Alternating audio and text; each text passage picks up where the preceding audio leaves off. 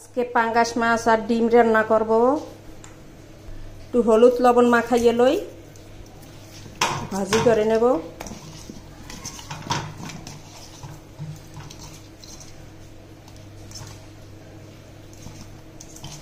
ভালো করে একটু গায়ে গায়ে লাগাইয়ে লই।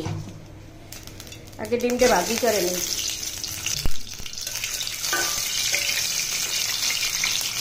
সাইড করে মাছটাকে দিয়ে দেই।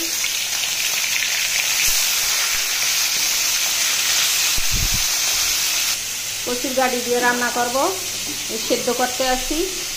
মাছ বেশি ভাজতে হয় না, তাহলে স্বাদ থাকে না। মাছ ভাজতে হয় হালকা।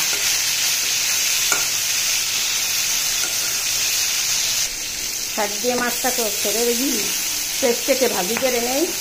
মাছটা হয়ে গেছে, উঠিয়ে রাখি মাছটা।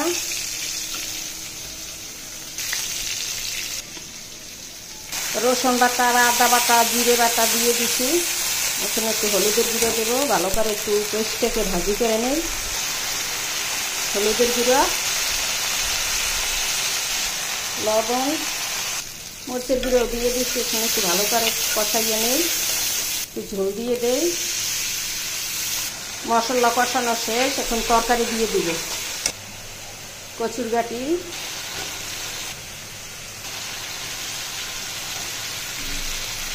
ভালো করে কষিয়ে নেই তরকারিটা।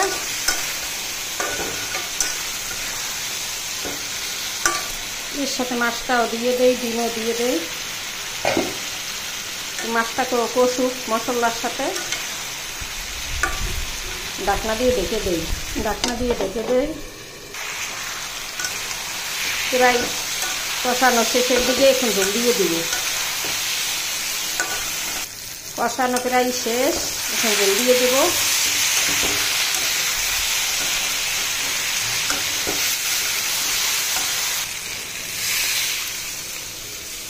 ঝোলটা একটু বেশি করে দিছি, যাতে তরকারিটা সেদ্ধ হয়।